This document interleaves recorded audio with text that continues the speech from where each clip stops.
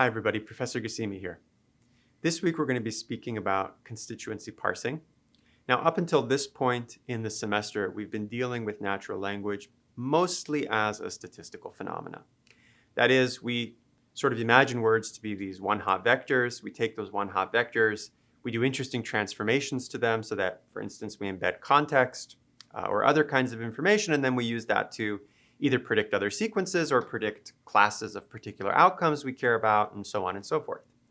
So at this point, you've actually kind of reached the pinnacle or the cutting edge of what's happening in NLP from this statistical side of the equation.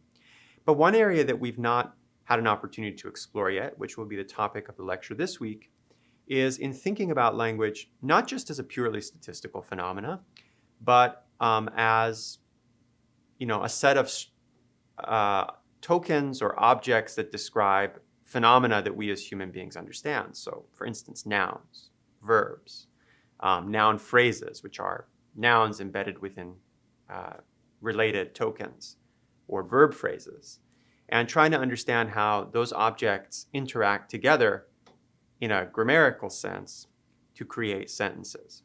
So we're going to be exploring a different take on how to do natural language processing, which is in a lot of ways more classical than what we've been dealing with up to the present.